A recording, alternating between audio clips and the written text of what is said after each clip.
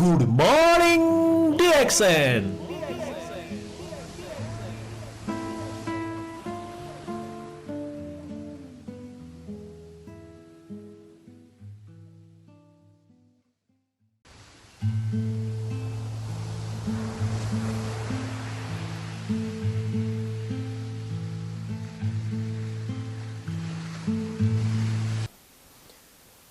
नमस्कार, good morning DXN TV फुल मस्तीको विशेष प्रस्तुति गुड मर्निङ DXN को अर्को नवीनतम अङ्कमा तपाईँ सम्पूर्णलाई हार्दिक स्वागत गर्न चाहन्छु म सञ्जीवको तर्फबाट।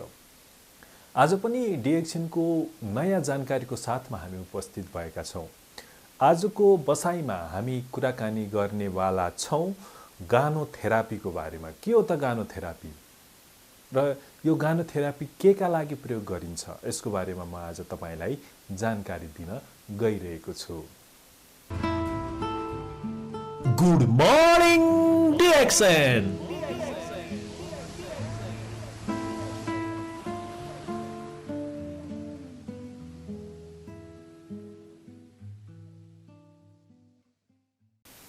हाम्रो टिभी फुल मस्तीको सामग्रीमा धेरै जनाको जिज्ञासा मैले प्राप्त गरिरहेको छु र तपाईको जिज्ञासालाई मैले आफ्नो तर्फबाट भए पनि अथवा अरु धेरै सरहरू म्याडमहरुको तर्फबाट चाहिँ त्यो जिज्ञासालाई मेटाउने चाहिँ प्रयास गर्दै आइरहेको छु। सोही अन्तर्गत मैले एउटा जिज्ञासा निकै धेरै महानुभावबाट पाइरहेको छु।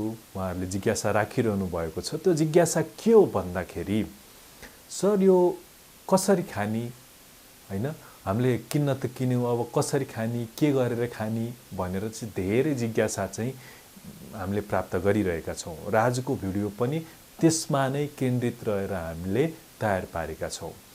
र यो DXN ब्रान्ड भन्ने बित्तिकै धेरैले थाहा होला अथवा नहोला है। यहाँ तपाईले एउटा लोगो देखिरहनु भएको छ। यो लोगोको परिचय, यो लोगोले के भन्छ यसको बारेमा मैले तपाईलाई अगाडिका भिडियोमा नै जानकारी दिइसकेको छु र आजको विषयवस्तु रहेको छ गानोदर्मा। अब सुरुवातमा कुराकानी गरौँ। गानोथेरापी बुझ्नु भन्दा अगाडि हामीले बुझ्नै पर्ने एउटा कुरा हो गानोदर्मा। के हो त गानोदर्मा? रातो च्याउको वैज्ञानिक नाम गानोदर्मा हो है। रातो च्याउलाई वैज्ञानिक यसको नामाकरण गरिएको छ। यसको नामाकरण गरिएको नाम चाहिँ गानोदर्मा हो। अब रातो च्याउ के हो फेरि? अब धेरै जना यदि नयाँ हुनुहुन्छ, तपाईले पहिलो पटक यो रातो च्याउको बारेमा सुन्दै हुनुहुन्छ भने यो रातो च्याउ के हो त भन्ने तपाईको मनमा खुल्दुली आएको होला। यसको बारेमा हामीले अगाडि एउटा भिडियो बनाएका थियौं। अब रातो च्याउ के हो र DXN को रातो च्याउ के हो त्यसको बारेमा हामीले अगाडि एउटा भिडियो तयार पारेका थियौं। त्यसको सानो अंश म तपाईलाई अहिले यहाँ प्रस्तुत गर्छु। त्यसपछि अनि हामी गानोदर्मा के हो, गानोथेरापी के हो त्यसको जानकारी लिनतर्फ लाग्छौं। सुरुमा चाहिँ अलिकति रातो च्याउ के हो त्यसको बारेमा जानौं है त। हाम्रो DXN का फाउन्डर संस्थापक दातो डाक्टर लिम्स्योजिनले एउटा 10 वर्ष लगाएर च्याउमा चाहिँ एउटा रिसर्च गर्नु भएको थियो है। त्यो रिसर्चको बारेमा तपाईले बुझ्नु पर्ने हुन्छ। यो गानोदर्मा बुझ्नु भन्दा पहिले उहाँले 10 वर्ष लगाएर गर्नुभएको त्यो रिसर्चबाट के पत्ता लाग्यो भन्दाखेरि संसारमा चाहिँ उहाँले 10 वर्षको त्यो रिसर्चको कुरा गर्दैछु म। संसारमा 38,000 प्रजातिको च्याउहरू हुन्छन्, जसमध्ये 36,000 प्रजातिका च्याउहरू विषाक्त हुन्छन् है। यस्ता विषाक्त हुन्छन् कि कुनै च्याउको त वासना यदि मान्छेमा पर्यो भने पनि मान्छेको त्यतिखेर नै मृत्यु पनि हुन सक्छ। त्यस्ता विषालु च्याउहरू चाहिँ 36,000 प्रजातिका हुन्छन् र 38,000 प्रजातिका च्याउ मध्ये 36,000 विषाक्त च्याउहरू हुन्छन् भने 2,000 प्रजातिका च्याउहरू चाहिँ खान योग्य च्याउहरू हुन्छन्। त्यही भएर बेला बेलामा हामीले समाचारहरू पढ्ने गर्छौं नि, जंगली च्याउ खाँदा यति जनाको मृत्यु भयो, यो भयो हो। त्यो हामीले च्याउ चिन्न नसकेको कारणले गर्दा हो है। 36,000 विषाक्त, 2,000 मात्रै खान योग्य च्याउ हुन्छ र त्यो 2,000 च्याउ मध्ये पनि 200 च्याउमा हाम्रो शरीरको लागि, हाम्रो स्वास्थ्यको लागि फाइदा गर्ने औषधियुक्त गुण भएका पौष्टिक तत्त्वले भरिपूर्ण च्याउहरू चाहिँ जम्मा 200 वटा हुन्छन्। उहाँको रिसर्चले त्यो पत्ता लगाएको थियो र त्यो 200 च्याउ मध्येबाट पनि DXN का फाउन्डर तातो डाक्टर लिम्सियोजिनले 6 वटा च्याउहरू, अति दुर्लभ 6 वटा च्याउहरू चाहिँ उहाँले पत्ता लगाउनु भयो है। ती च्याउहरूको नाम चाहिँ के हो भन्दाखेरि एउटा किम्सेन गानो, रुई गानो हैन, यस्तै ब्रेन गानो, हार्ट गानो, लिभर गानो, पिसेकसेप गानो। यो 6 वटा च्याउहरूलाई चाहिँ उहाँले टिस्यु कल्चर विधिबाट है एउटै च्याउमा चाहिँ त्यो 6 वटा च्याउलाई चाहिँ मिसाएर चाहिँ एउटा च्याउ बनाउनु भयो र त्यो चाहिँ DXN को च्याउ हो। त्यही भएर अन्य च्याउ र DXN को च्याउमा चाहिँ त्यो डिफरेन्ट छ। 6 वटाको जुन पावर छ, जुन शक्ति छ, त्यसलाई हैन टिस्यु कल्चर विधिबाट चाहिँ एउटै बनाएको कारणले गर्दा चाहिँ DXN को च्याउ युनिक छ र त्यही च्याउबाट बनेको सामग्री हो RGरGL। हजुर, तपाईले बुझिहाल्नु भयो DXN को रातो च्याउ के हो, कसरी उत्पत्ति भयो र गानोदरमा के हो। हल्का भए पनि तपाईले जानकारी प्राप्त गर्नुभयो। मैले अघि पनि बताए तपाईलाई रातो च्याउको वैज्ञानिक गानोदरमा हो। जसरी यहाँ तपाईले पिक्चरमा पनि देख्नु भएको छ नि है, कत्रो रातो छ, टिलिक्क टल्केको छ। र गानोदरमा, अब गानोदरमा भनेको के हो यसको बारेमा जानकारी लिउँ। गानोको अर्थ चम्किलो, दर्माको अर्थ छाला। बुझ्नुभयो? गानोदर्मा एउटा वैज्ञानिक नाम भयो रातो च्याउको र त्यसमा गानो यानि कि चम्किलो, टलक्क टल्किएको, दर्मा अर्थात् छाला। यहाँ तपाईले तस्बिरमा पनि देख्न सक्नुहुन्छ नि, हेर्नुस् त यो च्याउ कस्तो टलक्क टल्किएको छ, रातो छ हैन, चम्किलो छ नि। हो, गानोको अर्थ चम्किलो, दर्माको अर्थ छाला। चम्किलो छाला भएको जुन एउटा च्याउ छ त्यसलाई गानोदर्मा भनिएको, त्यसरी चाहिँ नामाकरण राखिएको हो। गानोदर्माको अर्थ चाहिँ त्यसरी लाग्छ, चम्किलो छाला जस्तो देखिने एउटा च्याउ। तपाईले स्क्रिनमा पनि देखिरहनु भएको छ, टलक्क टल्किरहेको छ। यसो झट्ट हेर्दा त बनाएको हो कि रङरोगन गरे हो कि भन्ने तपाईको मनमा लाग्न सक्छ, तर यो बनाएको पनि हैन, रङरोगन पनि गरेको हैन। यसको प्राकृतिक उत्पत्ति नै यसरी नै टलक्क टल्किएर भएको हुन्छ है। अब गानोथेरापी के हो त फेरि? अब लागौं मुख्य विषय वस्तुतर्फ। आजको मुख्य विषयवस्तु गानोथेरापी के हो त? गानोथेरापी किन गरिन्छ? गानोथेरापी के लागि गरिन्छ? गानोथेरापी यसको बारेमा जानकारी लिऊ। गानोथेरापी कुनै पनि स्वास्थ्य समस्याको लागि रातो च्याउ यानि कि गानोदर्माको सेवन गराई गरिने उपचार विधिलाई गानोथेरापी भनिन्छ।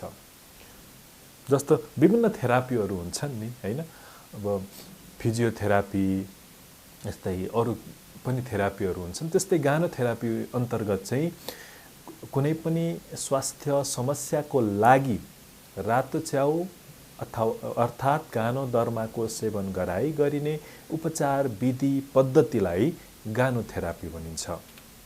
तपाईलाई मैले यो स्क्रिनमा पनि देखाइरहेको छु RGरGL, जुन चाहिँ गानोदर्माको 100% धुलो, रातो च्याउको 100% धुलो, यसको नै सेवन गराइने उपचार पद्धतिलाई गानोथेरापी भनेर यस संस्थाका र यस DXN का संस्थापक दातुक डाक्टर लिम्सियोजिनले चाहिँ एउटा थेरापी प्रतिपादन गर्नुभएको छ। त्यो थेरापीलाई गानोथेरापीको रूपमा लिइन्छ र गानोथेरापी अन्तर्गत उहाँले चाहिँ यसरी यसको सेवन गराउनु पर्छ है, यसरी थेरापी दिनुपर्छ है, यसरी रातो च्याउ चाहिँ जति पनि स्वास्थ्य समस्या हुनुभएका व्यक्तिलाई खुवायो भने उहाँहरूको समस्या चाहिँ राम्रो हुन्छ है भनेर उहाँले एउटा थेरापी चाहिँ प्रतिपादन गर्नुभएको छ, जसलाई हामीले गानोथेरापी भन्छौँ। अब कसरी युज गर्ने त यो RGरGL के हो? RGरGL त्यो RGरGL को बारेमा बुझ्नको लागि चाहिँ तपाईले अन्य भिडियो हेर्नु होला है। किन भन्दाखेरि हामीले आरजी र जीएल को बारेमा पहिला नै यसको बारेमा विशेष भिडियो तयार पारिसकेका छौँ। त्यो भिडियो हेरेर आरजीएल के रहेछ त त्यसको बारेमा जानकारी लिन सक्नुहुनेछ। अब आरजी र जीएल को बारेमा फेरि मैले जानकारी दिन थालेँ भने यो भिडियो अलिकति लामो हुने भएको कारणले गर्दा यो आरजी र जीएल को बारेमा मैले तपाईलाई यति बेला जानकारी दिइनँ। मैले पहिला नै एउटा भिडियो बनाएर हालिसकेको छु। त्यो भिडियोमा गएर तपाईले हेर्न सक्नुहुन्छ, बुझ्न सक्नुहुन्छ के हो त आरजी जीएल। अब लागु गानोथेरापी। अब दातुक डाक्टर लिम्सियोजिनले चाहिँ कसरी यसलाई चाहिँ खुवाउने, कसरी यसको प्रयोग गराउने भनेर एउटा थेरापी चाहिँ बनाउनु भएको छ है। उहाँको अनुसार चाहिँ आरजी जीएल जस्तो तपाईले यहाँ पनि देख्न सक्नुहुन्छ खाने तरिका बिहान साँझ हप्ता भनेर लेखिएको छ। एक बिहान एक त्यसपछि साँझमा केही पनि छैन, हप्ता 1 भनेर लेखिएको छ। अब फेरि दोस्रोमा एक साँझ एक दोस्रो अनि हप्तामा 2 भनेर लेखिएको छ। यो अब यो चाडको बारेमा म तपाईलाई जानकारी दिन चाहन्छु।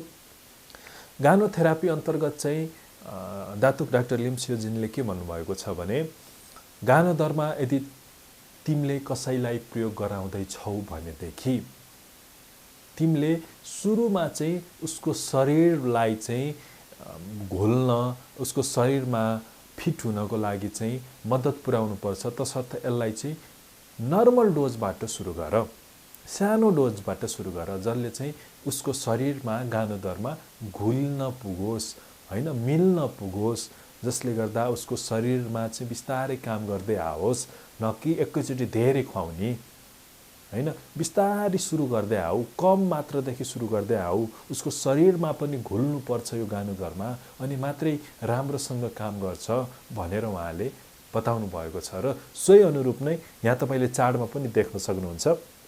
बिहान एक भनेको चाहिँ आरजी 1 चक्की, जीएल 1 चक्की। यो पहिलो हप्ता, जस्तो हप्ता 1 लेख्नु छेउमा देख्नु भएको छ नि, हप्ता 1 भनेको पहिलो हप्तामा चाहिँ आरजी को 1 चक्की, जीएल को 1 चक्की झिकेर खाने बिहानमा। साँझमा खानु परेन पहिलो हप्ता, पहिलो 7 दिन है। यस्तै दोस्रो हप्ता जब तपाईले प्रयोग गर्दै आउनुभयो, दोस्रो हप्तामा चाहिँ आरजी 1 चक्की बिहान, जीएल 1 चक्की खाऊ। त्यसपछि साँझमा पनि आरजी 1, जीएल 1।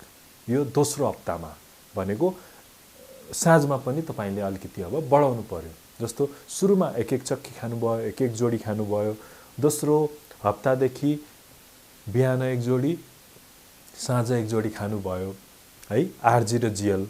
यस्तै अब तेस्रो हप्तामा चाहिँ बिहान 2 जोडी, 2टा आरजी, 2टा जीएल हैन। 2 जोडी चाहिँ तपाईले बिहानमा खानु पर्यो, साँझमा 1 जोडी, फेरि आरजी एउटा, जीएल एउटा। यो चाहिँ तेस्रो हप्तामा। यसरी नै हरेक हप्ता 1 जोडी चाहिँ बढाउँदै लैएको छ। यो चाडमा तपाईले देख्न सक्नुहुन्छ। जस्तो तेस्रो हप्ता 3 मा चाहिँ 2वटा आरजी, 2वटा जीएल बिहान, साँझमा एउटा आरजी, एउटा जीएल। त्यस्तै चौथो हप्तामा 2टा जीएल, 2टा आरजी हैन, साँझमा पनि 2टा जीएल, 2टा आरजी गरेर चौथो हप्तामा 2टा खुवाइएको छ। यसरी केही समय चाहिँ अब तपाईको समस्या के को समस्या हो, कस्तो समस्या हो, तपाईको समस्या कुन रूपमा छ हैन। बढाउन पर्ने हो भने बढाउनु पर्न सक्छ यो भन्दा माथि, अथवा हैन यही मात्रामा खाएर हुने समस्या हो भने यही मात्रामा खाएर पनि तपाईको त्यो स्वास्थ्य समस्यालाई चाहिँ राम्रो गर्न सकिन्छ भनेर यसका फाउन्डर, संस्थापक दातुक डाक्टर लिम्सियोजिनले चाहिँ यो जुन थ्योरी रहेको छ गानोथेरापी, यसलाई चाहिँ प्रतिपादन गर्नु भएको है।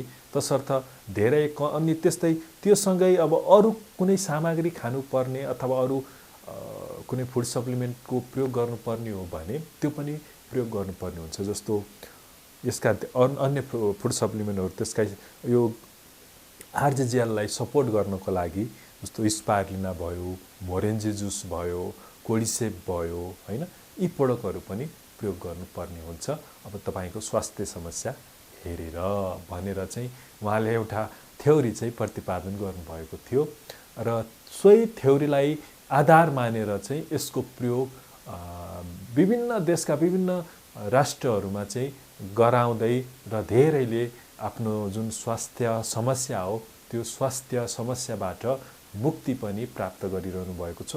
सो स्वास्थ्य समस्याबाट उहाँको समस्यालाई हल पनि मिलेको छ, समाधान पनि भएको छ। तसर्थ तपाईँ कसरी खाने के खाने भनेर कन्फ्युजन हुनुभएको छ भने अब कन्फ्युजन नहुनुहोस्, मैले तपाईँलाई यो खाने तरिका पनि बताइदिएँ। अब अन्य के कसरी खाने भन्ने कुरो त अब हामी पछिल्लो अन्य एपिसोडमा पनि त्यसको बारेमा चर्चा परिचर्चा छलफल गरौँला। तपाईको मनमा त्यस्तो फ्याट्टै जिज्ञासा आइहाल्यो भने हामीलाई यही भिडियोको तल कमेन्टको रूपमा छोड्न सक्नुहुनेछ। त्यो कमेन्टलाई हामी अन्य भिडियोमा त्यो कमेन्टलाई नै आधार मानेर हामी भिडियो तयार पार्नेछौँ, तपाईको त्यो जिज्ञासालाई समाधान गर्नेछौँ। आज विशेष चाहिँ गानोथेरापी के हो, गानोथेरापी अन्तर्गत कसरी यसको प्रयोग गराइन्छ, यसको बारेमा मैले तपाईलाई जानकारी दिएँ। आशा छ आजको भिडियोबाट तपाईले धेरै जानकारी प्राप्त गर्नुभयो। आजको भिडियो मन परेको हो भने हामीलाई शेयर गर्न चाहिँ नबिर्सिनु होला। यस्तै अन्य थुप्रै केही जानकारी चाहिएको छ भने हामीलाई कमेन्ट गर्नुहोस् र हाम्रो फोन नम्बर 9845520550 यो नम्बरमा पनि फोन गरेर तपाईले धेरै जानकारी लिन सक्नुहुनेछ। यो जानकारी सँगै आजको गुड मर्निङ डिएक्सन को यो विशेष अङ्कबाट तपाईको प्यारो मान्छे म सञ्जीव पौडेल छुटिन चाहन्छु। तपाईको हर पल स्वस्थ रहोस्, मस्त रहोस्, व्यस्त रहोस्, तपाईको बाँकी पल सुखद रहोस्। नमस्कार। Good morning DXN. Good morning DXN.